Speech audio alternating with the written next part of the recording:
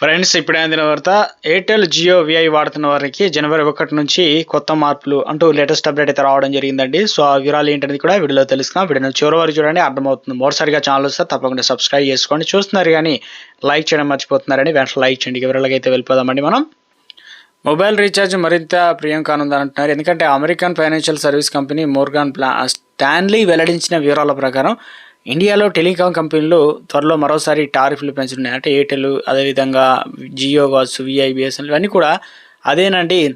మనకి ఇక్కడ recharge plan ధరలను పెంచడానికి టెలికాం కంపెనీలు మరోసారి రంగం సిద్ధం చేస్తున్నాయి.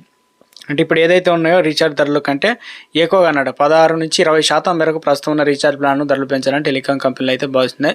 గడిచిన 8 సంవత్సరాలు 4 సార్లు మొబైల్ రీఛార్జ్ ధరలను పెంచేందుకు టెలికాం కంపెనీలు అయితే పూనుకోవడం గమనార్హం. ఇందులో వచ్చేసి 2026-27 ఫైనాన్షియల్ ఇయర్లోనే ఫస్ట్ క్వార్టర్లోనూ, అంటే 2026 సంవత్సరం ఏప్రిల్ మే నెలలో రీఛార్జ్ ప్లాన్లు 4G 5G ప్లాన్లు ధరలు పెంచే అవకాశం అయితే ఉంది.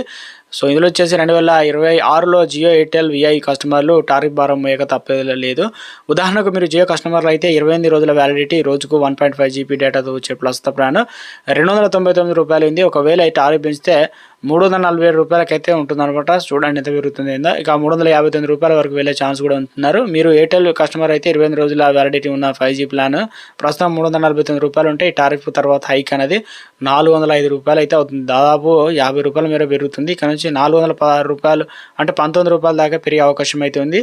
సో ఇందులో భాగంగానే 5G పెట్టుబడులు పెంచుకునేందుకు కస్టమర్లపై టారిఫ్లు హైక్తో టెలికాం కంపెనీలు మోత మోగించేందుకు సిద్ధమవుతున్నట్లు ఇక